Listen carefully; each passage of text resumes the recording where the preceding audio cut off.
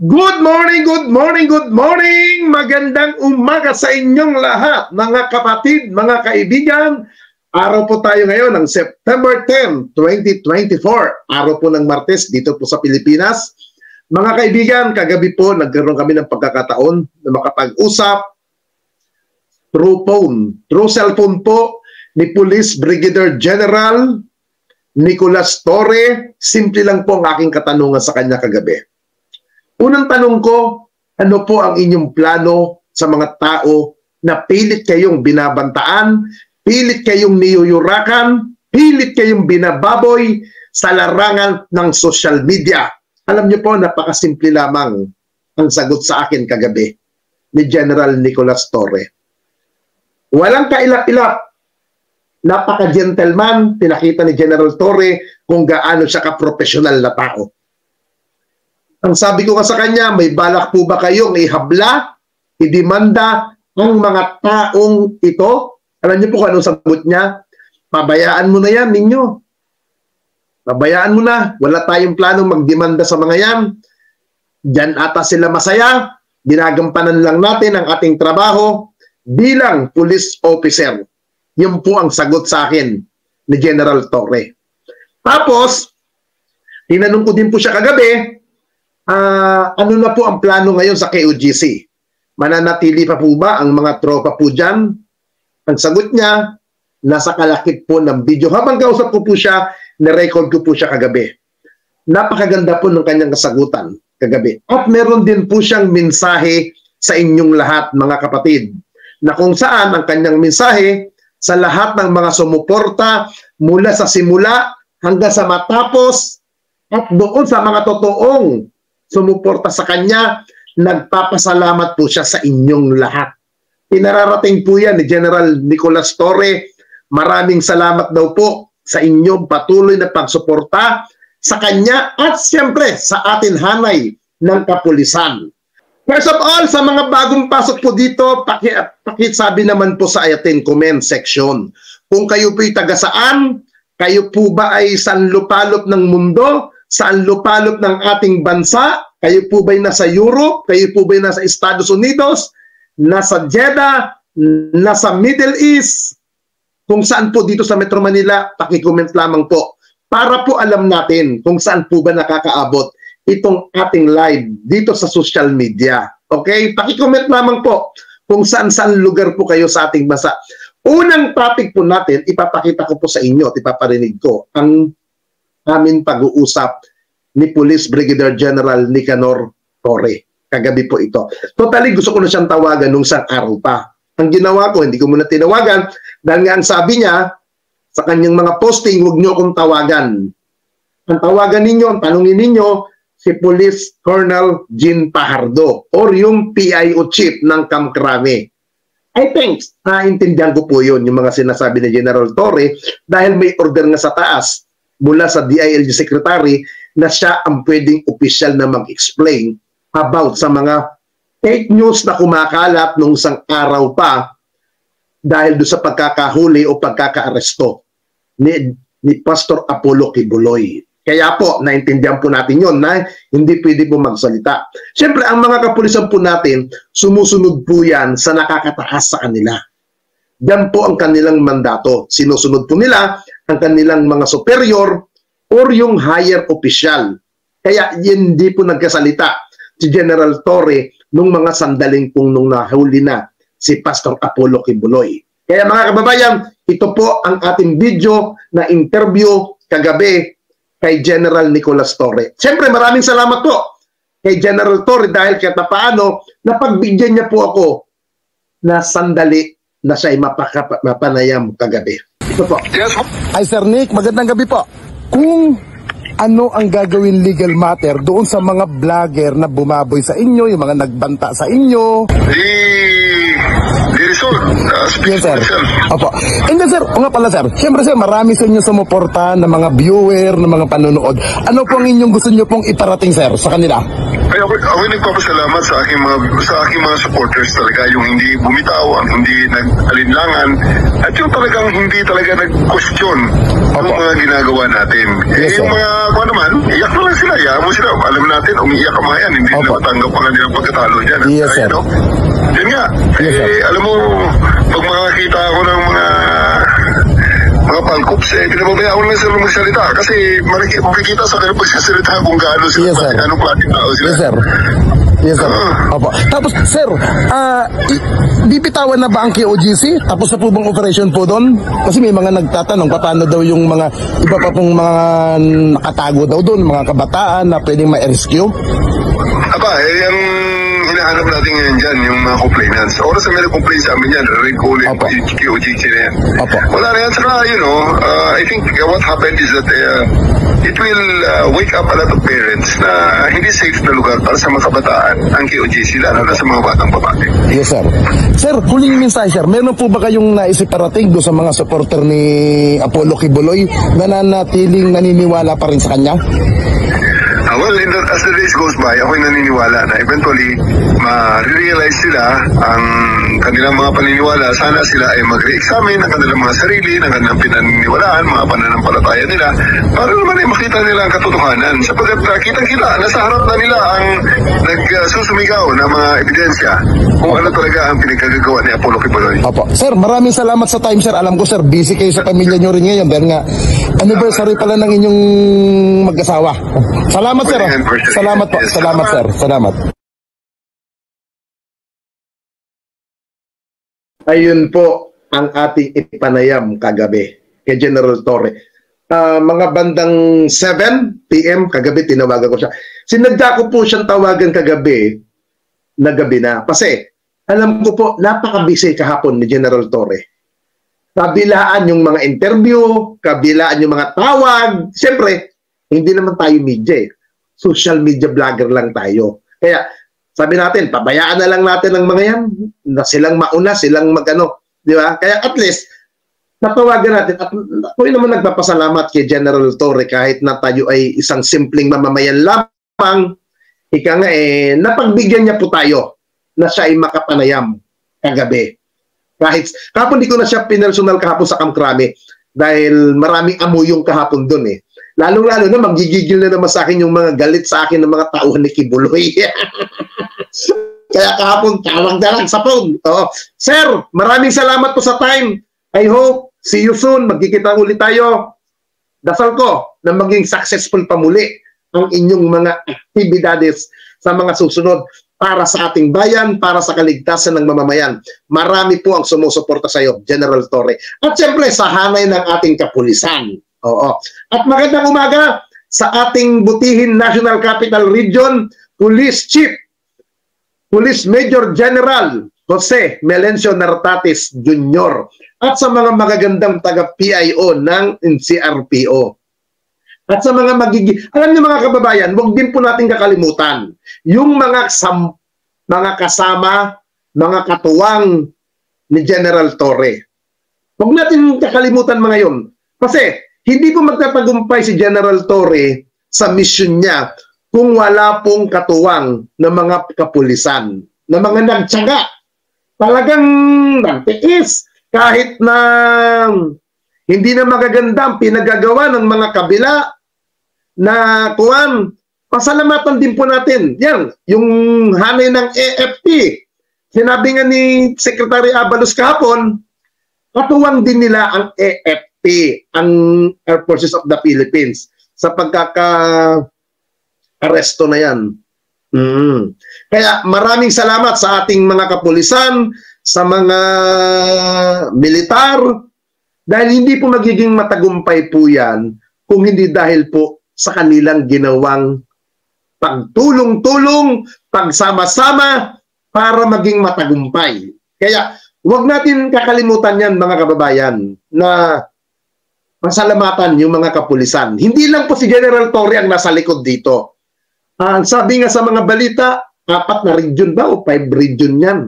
Meron yung nagsama-sama. Hindi na po issue dito, mga kababayan, na overkill, o ano kung anong ano. Kasi, pagpapakita po ito mga kababayan, na kahit mayaman ka, kahit powerful ka, kahit ikay ma-influensyang tao sa bansang ito, pag ikay nagkasala, ikay hahabulin ng batas. Yan ang tandaan natin. Hindi naman po pwede na, porque nagkasala ka ngayon, hindi ka basta mahahabol. No. Mabagal man ang proseso ng ating batas, mabagal man ang ating justice system, pero unti-unti kumikilos ang ating mga otoridad para mapanagot, mahuli ang dapat mahuli, at ipasok ang dapat ipasok sa kulungan. Kaya, alam niyo, ang ganda nung sinabi nung isa nung may nag-comment din kanina tungkol sa Kapa, na kahit paano na pagbayaran din ni Kibuloy yung ginawa niya sa grupo ng Kapa.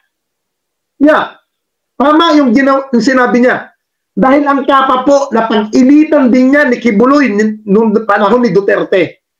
Dahil yung dating head ng Kapa nagsalita laban kay Kibuloy, kinukontra niya si Kibuloy, siguro napikon yung mama, dahil in-expect niya, tinik yung Kapa, magiging katunggali niya, o anuman, ayun, pinatrabaho ni Kibuloy. Kaya nakala niya siguro, habang buhay, nasa pwesto siya, nasa kapangyarihan siya. Diba? Alam niyo mga kababayan, pinapanood ko po ang SMNI, puro atake, puro pagpipeknos, pinagpipilitan nila daw na sumuko daw si Kibuloy.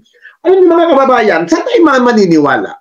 Sa mga otoridad o doon sa mga kapanalig ni Kibuloy, natural, sasabihin ng mga kapanalig niyan, puro magiging favor. Magiging favor. Para palabasin na sila ang totoo. Alam niyo, nakakasawa na kayo. Puro na lang kayo black propaganda. Puro na lang kayo kiyaw-kiyaw. Alam niyo, nasa SMNI o sa KOGC, kasi umatungal kayo ng umatungal, bakit hindi nyo na lang ipakita na inosente ang inyong pastor sa paraan ng pagpapaliwanag nyo doon sa korte? Kasi kahit anong depensa ninyo kay Kibuloy, kahit anong pagtatanggol nyo sa kay Kibuloy, hindi po yan makakatulong sa korte. Hindi po yan, hindi nyo maiaangat si Kibuloy sa korte. Kasi, iba po ang usapin sa korte. Kumukuha na lang kayo ng simpatya Ha? Hindi nyo ba nababasa? Lahat ng comment, hindi man dito sa akin channel, sa ibang mga vlogger, sa ibang depet na sumusuporta sa kapulisan, sa gobyerno, puro negative ang mga sinasabi sa inyo ng mga mamamayan. Hindi nyo ba natanggap na nasuplong na, nahuli na ang inyong puno?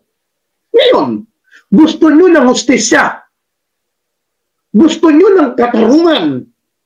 Ito ang tamang katarungan. Dahil magkakaroon na ng pagkakataon ang inyong pastor na malibog na maipagtanggol ang kanyang sarili. Pinagmamayabang ng abogado ninyo na si Atty. Torion na maliit na kaso lang yan. Napaka kayang solusyonan. Kaya naman palang solusyonan ninyo. Bakit ang iingay pa sa social media? Parang kung dugaga kayo, pinangungunahan niyo ang gobyerno na i-house arrest yan. Bakit gusto ninyo ikulong si Kibuloy sa Campo Aguinaldo? Anong mayroon dun? Nawala sa PNP. Bakit doon yung ilagano, dildilan? Tandaan ninyo, nasa korte na. Nahuli na ang inyong puno. Pabayaan ninyo ang gobyerno, pabayaan ninyo ang justice ang magsalita. Hindi kayo ang manguna. Yan kasi ang mahirap sa inyo Pag hindi nyo nakuha ang gusto ninyo, atungal kayo ng atungal. Para kayong mga bata. Para kayong mga gago. Alam niyo ito guys balikan mo si General Torre. Kung ibang opisyal yan, siguro nanggagalaiti sa galit. Di ba? Pinakita lamang ni General Torre doon sa panayam ko sa kanya na siya ay gentleman na tao. Siya ay professional na officer. Siya ay gumaganap lamang sa kanyang tungkulin. Kaya niya talagang kinaga nila. Di ba? Ngayon, nasaan na yung mga nagsasabi na wala si Abulo Kibuloy dyan sa KOGC compound? Ang paniniwalaan ko, yung nagsasalita na nasa gobyerno, yung authority ang paniniwalaan ko. Hindi yung mga nagsasalita na puro sinungalingan, puro fake news. Ha? Hindi. Hindi sinasabi niyong sumuko. Hindi yan ang issue yan eh. Ang issue dito, nakuha na ng gobyerno. Yun ang pinaka-the best. Yun ang malaking usapin ngayon. Nabuhay siya, pinananagot siya sa kanyang pagkakamaling nagawa kung ano man yung kanyang pagkakamali. Yun ang pinakamaganda, na binuhay siya ng gobyerno. Yan ang ayaw na mangyari ng mga Duterte. Kasi kung panahon ni Digong yan, pinatay na yan. Ha? Sabi ko nga noong nakaraan, ako'y naniniwala na bubuhayin ng gobyerno yan.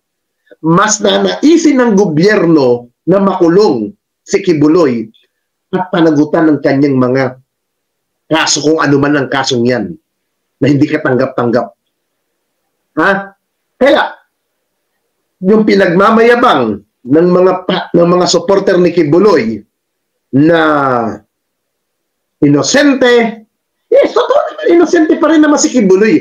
Huwag natin kakalimutan mga kababayan, hanggat hindi nahatulan si Kibuloy, siya'y mananatiling inosente sa mga sandaling ito. Ha? Si Bato nag-public appeal sa Pangulo. Sila gumagawa ng batas pero siya din ang bumabalik. Anong klase si Bato? Na senador, warrant of arrest at search warrant, di alam.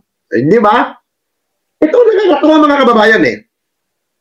Yung mga alam nyo, ang dapat gawin ng gobyerno at ng Department of Justice, kasuhan ang lahat na nagsalita tungkol sa operasyon na yan nang wala sa hulog. Di ba? Ito guys, parinig ko pa sa inyo para tuloy-tuloy tayo sa ating topic ngayon. Mamaya, yung mga gusto pong umakyat sa ating live, pwede po kayong makijoin mamaya. Mamaya, pwede kayo. Kasi hindi pa tayo magtatagal sa live ngayon, mga kababayan, dahil alam naman po natin na may budget delivery hearing po ngayon ang tanggapan ng OBP. Imo-monitor po natin yan. Ito po ang mga paliwanag kahapon ni Secretary Abalos, ni DILG Secretary. Panoodin po natin. Galing outside, pumasok. Kwentong kutsero yun. Alam niyo kung bakit? Nasa labas ka na, di tumakas ka na. Ang tagal yung sinasabing, hindi siya magpapahuli, hindi ba? Okay, pangalawa, nasa loob ka na, papasok ka pa ulit, dito ka na magsumurrender kung nasaan ka man. Why do you have to go inside? Di ba? At pangatlo, nakahuli siya doon mismo sa loob. No? Andito isang PNP na kasama natin, si ating PNP dito, pinasok siya roon at nung palabas, sila, pinatabi na lang namin yung mga police so that they could get out. Okay? Yun ang nangyari. It was the PNP, doon siya sumuko. So, these kind of things are, they're just laying the basis that he is surrendered. But it's, sabi ko nga, kwentong kutsero ito. Huwag tayo maniwala dyan. At ito lang ang babala ko. With all of these things na nangyari,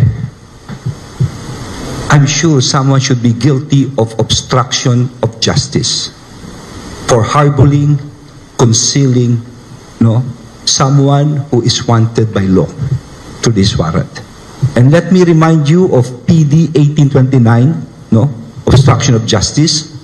Ang sinasabi, any person who knowingly, willfully obstructs, impedes, or frustrates, or delays the apprehension of suspects and the investigation and prosecution of criminal.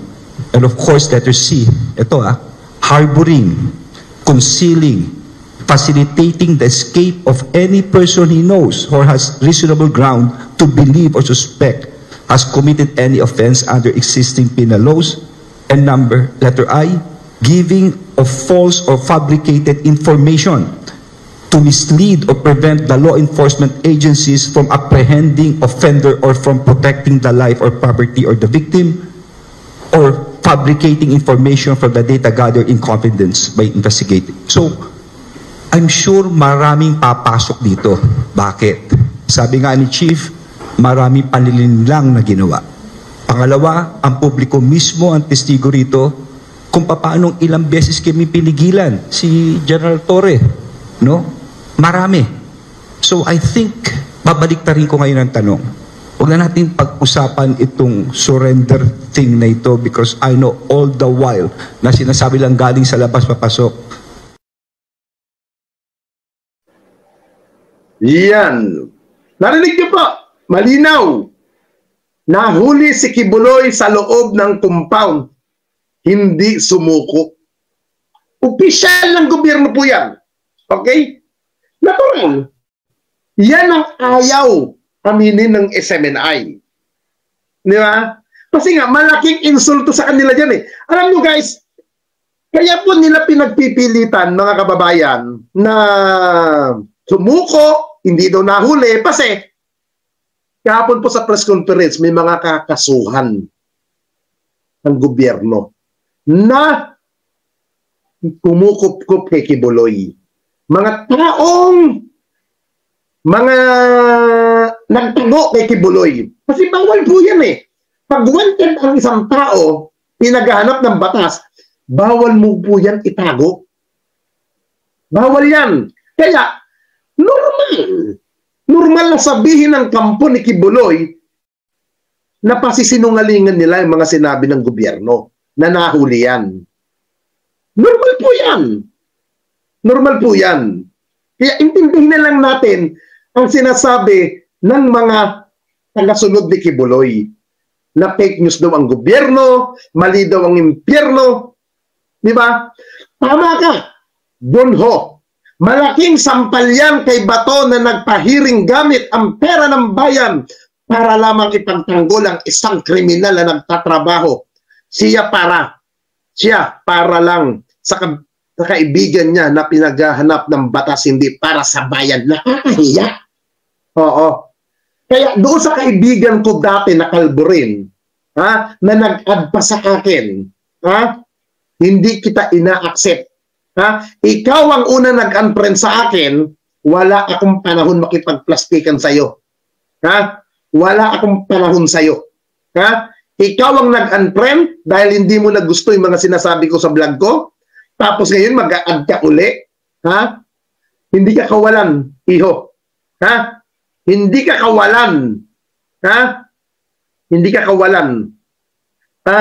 Kaya hindi ko ma-accept yung add mong yan. Ayoko magdagdag ng basura sa aking Facebook account na mga kaibigan na plastic na kagaya mo. Langhapin mo habang nakapwesto ang boss mo. Okay. Huwag na natin i-mention yung pangalan ng kalbo na yon at wala akong panahon sa tarantado na yon. Okay? Now, yan ang hindi po matanggap ng grupo ng mga tagasunod ni Kibuloy. Kasi nga po, lumalabas dito mga kababayan na sila, mga opisyal ng KOGC, ang nagtatago kay Kibuloy. Sila ang nasa likod, kaya hindi mahuli ng mga nakaraan si Kibuloy. Dahil ginagamit nila ang mga tao para pagtakpan si Kibuloy, para palabasin na may mga supporter si Kibuloy. Alam niyo mga kaibigan, may mga banta sila ng mga nakaraan na people power, EDSA na naman para pabagsakin ang Marcos administration. Di ba? Shoutout nga pala kay Sandara. Oo. Yung Sandarang tinutukoy ko mga kaibigan, siya po ang nasa likod ng pag-iikot-ikot para mangalap ng mga lagda sa mga retiradong general. Siya rin po ang nasa likod para mangalap ng suporta para pabagsakin ang administrasyon ni Pangulong Marcos. Kita nyo? Yung Sandarang tinutukoy ko, butangera ito na babae. Butangera. Hindi ko na lang pwedeng i-mention ang buong pangalan niya. Hindi ko na lang pwedeng i-mention. Ha? Itong si Sandara, siya po ang nagre-recruit sa mga general para sumama sa kanilang kampo. Ha?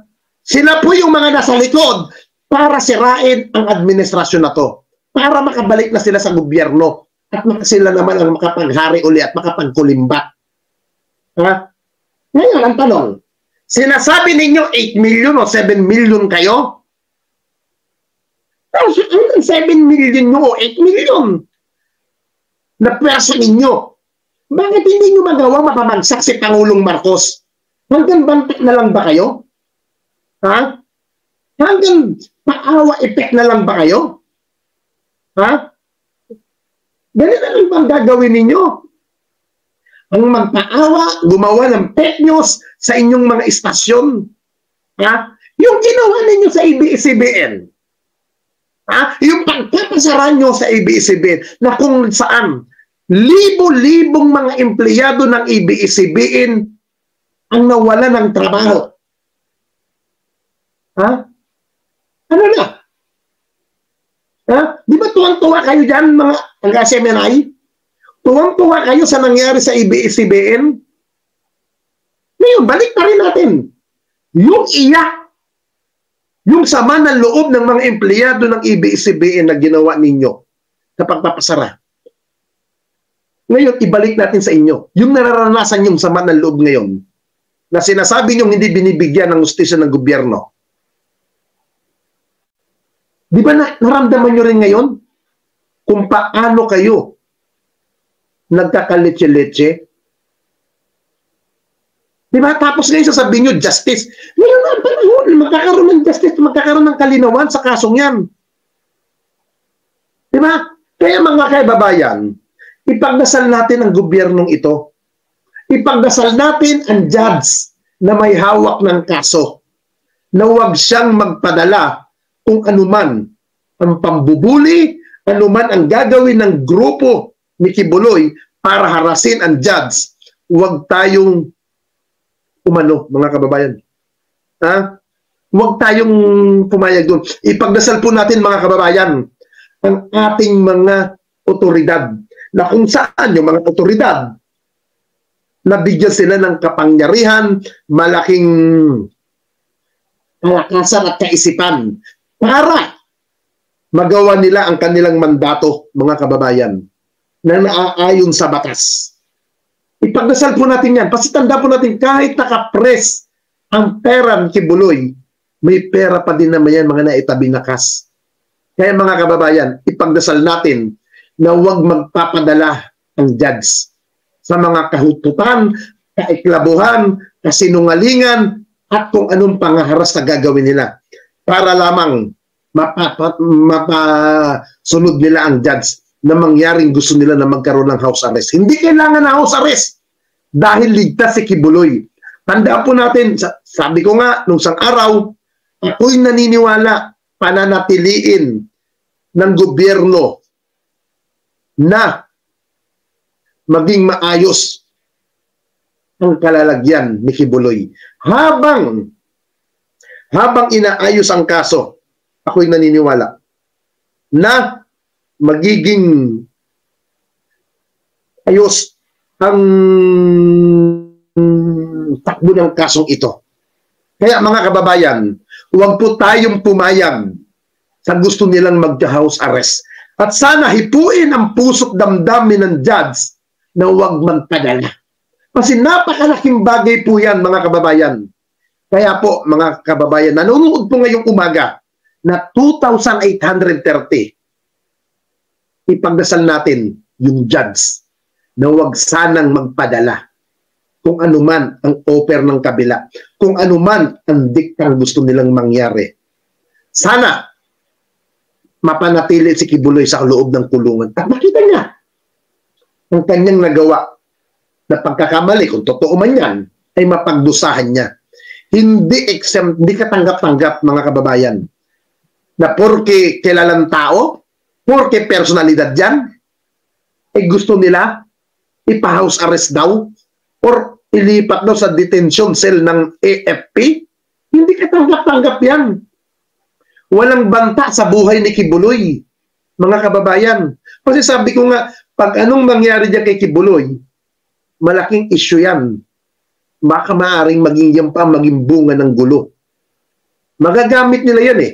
Kaya huwag natin sang-ayunan ang gusto nila. Sabagay tayo mga kababayan, kahit naman sabihin natin sa larangan ng social media, magkalandakan tayo, hindi po tayo pakikinggan ng korte. Kasi ang ipapakinggan po ng korte dyan, yung nasa loob ng korte na usapin. Yun ang pakikinggan ng judge. Hindi tayong mga nanonood, hindi tayo yung mga taong nasa paligid lamang. Ang dating lang sa atin ng korte, sausawera lang tayo at mga chismos at chismosa. Pero, maging maligaya tayo. Kasi yung ginawa ng kapulisan ng paghahabol kay Kibuloy, pagpapakita na buhay ang diwa ng demokrasya. Yung sinasabi nila, Loren Badoy, na pinapatay na ng administrasyon ang demokrasya, na wala na rin demokrasya sa ating bansa, may martial law na daw. Diyan natin makikita mga kababayan, na mga tanga. Mahirap talaga ang isang tao na may masabing matalino. Napakahirap. Napakahirap unawain ng mga taong ganyan. Pinangangalandakan nila, wala na raw demokrasya sa bansang Pilipinas. Patay na daw ang demokrasya. Pero kung titignan natin mga kababayan, kabaliktaran ng kanilang pinangangalandakan na wala ng demokrasya sa bansang Pilipinas, yung kanilang mga salita na ginagamit laban sa gobyerno, laban sa pamahalaan, laban sa kapulisan, ay pagpapakita lamang na buhay ang diwa ng demokrasya sa bansang Pilipinas. Hanggat ikay nakakapagsalita, hanggat ikay nakakapaglabas ng iyong saloobin, pabor man o hindi pabor sa gobyerno, ang ibig sabihin po niyan, buhay ang diwa ng demokrasya. Yan ang katotohanan, mga kababayan. Kasi kung patay na ang demokrasya sa ating bansa, kung wala na tayong demokrasya at wala na tayong malayang pamamahayag, mga kababayan, hindi na po makakapagsalita ang mga putang inang mga yan. Tandaan po natin, hanggat nakakapagsalita sila ng kung ano-ano, kaya paninira lang ang ginagawa nila sa gobyerno, hinahayaan lang sila ng gobyernong ito. Pagpapakita lamang na nirerespeto ng gobyerno ang malayang pamamahayag. At yan din ang ginagawa ni General Torre, mga kababayan. Kita nyo nga, halos pinagbabantaan nila. Lantaran sa kanilang mga live. Patayin nila, babarilin nila, gugulpihin, kung ano-anong masasakit na salita. Pati pamilya ni General Torre, dinadamay na nila. Kita nyo, nung kausap ko kagabi si General Torre, simple ang kanyang lingwaheng binitawan sa aking panayam. Papanood ko po muli sa inyo yung interview kay General Torre kagabi para makita nyo na sinasabi nilang berdugo, sinasabi nilang walang hiya si General Torre. Dito po ang kasagutan sa interview ko sa kanya na napagpapakita lamang na siya ay gentleman, siya ay isang tapat na tao na hinahayaan niya yung mga tao na siya atakihin na kahit wala na sa lugar. Panoodin niyo po ito. Yes. Ay Sir Nick, magandang gabi po. Kung ano ang gagawin legal matter doon sa mga vlogger na bumaboy sa inyo, yung mga nagbanta sa inyo? Yes, sir. Opo. And then, sir, o nga pala, sir, siyempre, sir, marami sa inyo sumuporta ng mga viewer, ng mga panonood. Ano po ang inyong gusto nyo pong iparating, sir, sa kanila? Ay, ako nagpapasalamat sa aking mga supporters talaga, yung hindi bumitaw, ang hindi nag-alinlangan, at yung talagang hindi talaga nag-question ng mga ginagawa natin. Yes, yung mga, kung naman, iyak na lang sila, iyak mo sila. Alam natin, umiiyak ang mga yan, hindi na matanggap ang kanilang pagkatalo dyan. Yes, sir. Yan nga, alam mo, pag makakita ako ng mga palkups, pinababayaan ko lang sila magsalita kasi makikita sa kanilang pagsasalita kung gaano sila, anong klaseng tao sila. Yes, sir. Yes, sir. Opo. Tapos, sir, bibitawan na ba ang KOGC? Tapos na po bang operation po doon? Kasi may mga nagtatanong, paano daw yung mga iba pa pong mga nakatago daw doon, mga kabataan na pwedeng ma-rescue? Aba, ang hinahanap natin ngayon dyan, yung mga complainants. Oras na may nag-complain sa amin yan, rin ko ulit, QOGC na yan. Wala na yan. Saka, I think what happened is that it will wake up a lot of parents na hindi safe na lugar para sa mga kabataan ang QOGC, lalo na sa mga batang babae. Yes, sir. Sir, huling mensahe, sir. Meron po ba kayong naisiparating doon sa mga supporter ni Apollo Kibuloy na nanatiling naniniwala pa rin sa kanya? Well, as the days goes by, ako'y naniniwala na eventually ma-realize sila ang kanilang mga paniniwala. Sana sila ay mag-re-examine ang kanilang mga sarili, ng kanilang pinaniniwalaan, mga pananampalataya nila, para naman ay makita nila ang katotohanan. Sapagkat kitang-kita, nasa harap na nila ang nagsusumigaw ng mga ebidensya kung ano talaga ang pinagkagagawa ni Apollo Kibuloy. Opo. Sir, maraming salamat sa time, sir. Alam ko, sir, busy kayo sa pamilya nyo rin ngayon dahil nga anniversary pala ng inyong mag-asawa. Salamat, sir. Salamat po. Salamat, sir. Salamat. Yan o. Di ba? Nakita natin yung pugon ni General Torre sa tanong ko. Ano po ang inyong balak? Balak nyo bang kasuhan, habulin yung mga taong nagbabanta sa kanya? Oh. Di ba? Ang tawag pala dyan ni General Torre sa mga vlogger na yan, Hok! Hok ba? Di ba? Yan ay pagpapakita na isang gentleman. Oh, kaya doon sa mga vlogger ni Kibuloy, na mga aso, mga tangang tagasunod ni Kibuloy na vlogger na bumaboy kay General Torre, magpasalamat kayo, mga putang ina ninyo, na hindi kayo kakasuhan. Ha? Halos pambababoy ang ginawa nyo kay General Torre. Magpasalamat kayo. Ha? Dahil hindi kayo bibigyan ng oras si General Torre para pag-aksayahan. Ha? Magpasalamat kayo sa mama. Dahil kahit papaano, ang isang General na Torre ay isang gentleman. Matino at may respeto sa salitang freedom of expression. Totally, mga pinagbibitawan nilang salita eh. Labang kay General Torre, wala na yung sa part ng freedom of expression eh. Di ba? Wala na yung sa salitang malayang pamamahayag, hindi na kasama sa tinatawag na demokrasya. Pambababoy, pang-uulol na ang pinaggagawa ninyo kay General Torre, pati sa mga kapulisan. Di ba? Tapos sasabihin ninyo, walang iya si General Torre, walang utak, walang ano. Di ba? O, ito nakakatawa, mga kababayan. Bakit ilang araw nang hindi ko nakikita si Banat Bay sa mga live ng SMNI? Nakasama ang mga grupo niya na banateros na tungkupal. Kagabi nagkaroon sila ng programa, magsama-sama sila kagabi. Bakit wala si Banat Bay na kupal doon? May nakausap akong isang kaibigan, hindi ko napapangalanan, na isang kernel ito. Kernel, na kaibigan din niya. Na madalas nakakausap niya rin ito. Nasa abroad daw si Byron. Ayon, doon sa kausap kong kernel. Bakit nasa abroad ka? Bakit hindi mo sinasamahan yung mga kasama mong banateros? Bakit? Nag-assure ka ba baka mamaya magkadamputan? Para ikaw hindi ka maisama? Bakit? Takot ka ba? Banat Bay? Akala ko ba nakatapang-tapang mo? Bakit? Takot ka bang ma-aresto? Bakit hindi ka lumulutan sa mga live? Bakit hindi ka magpakita? Iniiwan mo na ba sa ere mo? Iniiwan mo na ba sa ere yung mga tropa mong kupal na kagaya mo? Nagtatanong naman ako. Iniiwan mo na ba yung mga tanga mong taga-aso mo? Tapos lulutan ka na lang pag alam mong okay na? Para naman bidahan ka na naman, putang ina mo ka. Alam niyo mga kababayan, nagtataka ako eh. Bakit ilang araw nang wala si Byron habang naka-live yung mga kasamahan niya? Yung hiler-hilera sila, bakit wala? Hindi ka na nagpapakita ron. Bakit hindi ka nga nakikita? Bakit hindi ka umano? O nga pala mga kababayan, doon sa mga nagtatanong na bakit hindi ro pinakitang mukha ni Banat ba ni Pastor Apollo Kibuloy, 10 ng kanyang mga kasama na may mga warrant death. Alam nyo, sa akin po mga kababayan, ito pa personal ko po itong opinion. Pinapakita lamang po ng gobyerno na binibigyan nila ng due process si Kibuloy.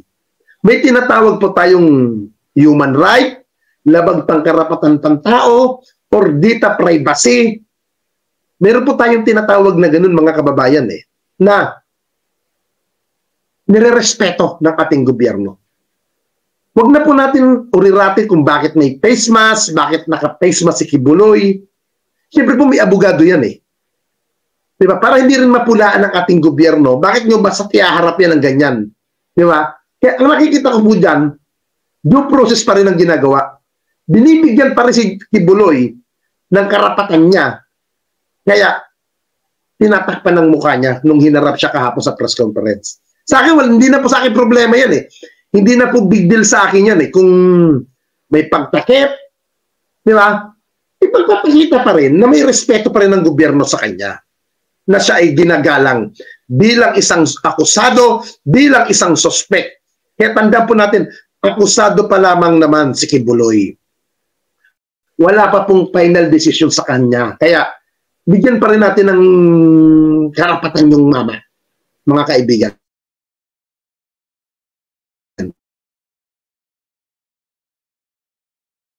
Okay? Na pagpapakita po yan. Depende po siguro po yan mga kababayan sa isang otoridad kung na makakahuli. Okay? Depende po yan siguro sa sitwasyon. Okay? Basta ang mahalaga po rito, happy tayo na nahuli na si Kibuloy sa tulong ng ating kapulisan at ng ating militar. Kaya ipagpasalamat po natin yan na kahit pa paano, wala nang gagala-gala dyan na manyakis. Di ba? Yo, what's up mga tropa pips? So, napanood nyo naman po yung video ni Kuya Nino Barsaga at talaga namang nag-iiyakan po ang mga KOJC kulto member dahil nga po, ito pong si Kibulok ay nahuli na. Siyempre, isang malaking kayayan yan sa kanilang grupo. Ilang piraso na nga lang sila tapos nahuli pa ang kanilang manyakol na leader. Diba? So, ito pong isang isang malaking kayayan po na ito sa kulto ni Kibulok lalo pa at meron pong lumabas na mugshot na malinaw, hindi nakatakip ang mukha, nako, ito po ay kinokontra na naman nitong si Turon at hindi daw po tumupad ang PNP o ang AFP sa kasunduan ng pagsuko ni Kibulok. Aba, hindi pwedeng takpan ng mukha ni Kibulok diyan, di ba? Syempre, yan po ay procedure yan di ba? Procedure yan, proseso yan ng pagpapakita sa isang nadakip na wanted o pugante o nagtatago sa batas, 'di ba? Kapag nahuli, talagang may mugshot 'yan para maipresenta ang kanilang mga kaso, yung kaso na nakalagay dito, 'di ba? Kung ano ang details ng kanilang mga kaso, 'di ba? Yung kanilang info, 'di ba? Kailangan po 'yan. Hindi po 'yan na kumbaga parang tinuturing na naman nila na karapatan na naman ni Kibulok. Lahat ng constitutional right ni Kibulok ay magagamit niya. Pero kailangan ding gamitin ng ating gobyerno, ng ating PNP kung ano ang dapat na ipatupad sa isang pugante, sa isang wanted, sa isang kriminal. Diba? Kung ito ay may mugshot, yung magtataho na wanted na nahuli, may mugshot din dapat ang isang leader ng kulto na napakayaman, napakaraming ari-arian, kailangan din niyang i-mugshot. Hindi porke mayaman, makapangyarihan, best friend ng dating Pangulo, hindi na po lalagyan ng mugshot o lilitratuhan para sa mugshot. Diba? Maging fair po tayo. Sobra-sobra na ang panlalamang ni Kibulok sa taong bayan, sa lahat ng mga Pilipino. Bakit? Ilang araw na siyang nagtago. Halos sa kalahating taon siyang nagtago. Ang sarap na ng naging buhay niya sa loob ng 6 na buwan. So, pagkakataon na ito ng batas na umiral laban sa kanya at hindi po pwedeng hindi siya imamugshot, di ba? Unfair po yan sa mga mahihirap na nakagawa ng krimen. Di ba po? Lahat ng mga mahihirap may mugshot tapos si Kibulok mayaman. Hindi pwedeng lagyan ng mugshot, di ba? So ngayon po, dito din kasi sa nangyari na pagkakahuli dito kaya Pastor Kibulok, dinidiscredit po si General Torre. Actually, napaka-labo na hindi po i-credit ito kay General Torre. Isa ito sa mga achievement na may pagmamalaki ni General Torre habang buhay. Habang siya ay nabubuhay, habang siya ay nasa PNP, kahit na retirado na siya, may pagmamalaki nating mga Pilipino. Tayo na mga naniwala kay General Torre, hindi sumuko sa pagtitiwala sa kanya. Siya po ang naging dahilan ng pagkakahuli ni Kibuloc. Wala na pong iba. Kung hindi po naging masigasig si General Torre sa paghahanap kay Kibuloc, tingin nyo ba na nahuli yan? Hindi. Magtatago yan. Diyan sa ilalim ng lupa. Safe na safe siya dyan. Bakit? Meron siyang human barricade. Alam niyo po nung nagkausap kami ni General Torre, ang paliwanag ni General Torre sa akin, paano nga daw nila mahuhuli? Kung kunwari, ito. Ano natin, gamitin natin to. Baliktad na lang ha. Kunwari ito. Nandito si Kibuloc sa kwarto na to. May underground yan ha. May underground. Lahat yan may underground.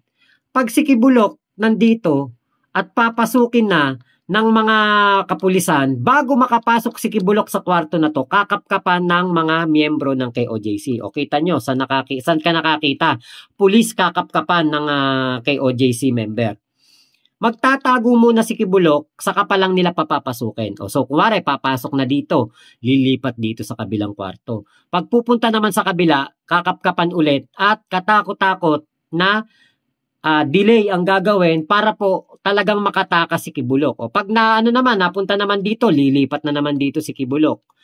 Tapos pupunta na naman sa underground basement hanggang makatakas lang ng makatakas si Kibuloc. Ngayon, kung yan, tinigilan ng ating mga kapulisan, naniwala si General Torre na wala doon si Kibuloc, di ba? Hindi po talaga mahuhuli kasi napakarami po ng building na yon na may mga underground, may mga basement. Napakarami pong building na yon na may mga kwarto, na may mga pinto-pinto na pwedeng makadaan sa likod, pwedeng makadaan sa gilid, makapunta sa ibang kwarto. Ganyan po ang itsura ng pinagtataguan ni Kibuloc. Kaya po talagang napakahirap po. Pero nung nagbigay po sila ng ultimatum, si General Torre, sabi nga niya, nagbigay siya ng ultimatum na within 24 hours, papasukin na nila yung pinaka-kwarto na yon, yung pinaka-kwarto na pinagtataguan ni Kibuloc. Lahat ng kwarto na yon, susuyurin na nila. Doon na po, sumuko si Kibuloc. Doon na siya talaga nag-final countdown na talagang susuko na siya. Bakit? Kesa nga naman madapuli siya doon sa loob. Kesa nga naman siya mahuli ni General Torre at ng mga tauhan nito doon sa loob. Kaya lang, hindi po talaga pagsuko ang nangyari. Bakit? Sukol na siya. Wala na siyang tatakbuhan. Parang daga. Parang daga na wala nang mapupuntahan kung hindi lumitaw. Natakot na. So, lumitaw na si Kibuloc at para i-discredit si General Torre, sa AFP siya sinasabing sumuko. Pero hindi po ito masasabing pagsuko. Ayon po sa batas, voluntarily surrendered ka kung sa istasyon ka ng pulis pumunta. Hindi ka naman pumunta sa istasyon ng pulis Naihain na sa iyo yung warrant of arrest. Nandoon na sa loob ng lugar ng pinagtataguan mo ang mga kapulisan. So, paano magiging voluntarily surrender yon? And nandun na nga yung mga kapulisan. Inevade mo lang o tinakasan mo lang yung pagkakataon na ang mga kapulisan ang makahuli sa'yo. Ng tunay na pagkakahuli. Sumuko ka doon sa mga army. Pero, sino ang nagbasa ng Miranda rights sa'yo? Sino ang naghain ng warrant of arrest sa'yo? Sino ang humuli sa'yo? PNP pa rin. Pulis pa din. Dahil wala naman pundalang warrant of arrest etong mga sundalo. Meron po tayong vlog dyan patungkol po dyan sa pagsuko ni Kibuloc at yung katotohanan na nasa loob lang ng KOJC compound etong si Kibuloc. Nandun lang po siya sa loob, hindi po siya nanggaling sa labas. Meron po tayong vlog patungkol dyan. So yun lamang po. Maraming salamat sa pagsama nyo dito sa aking vlog na ito. Ingat po kayo. Nasaan mang panig kayo ng mundo. Momo, chup chup, love you, love you. God bless us all. Pilipinas. God first. Thank you po.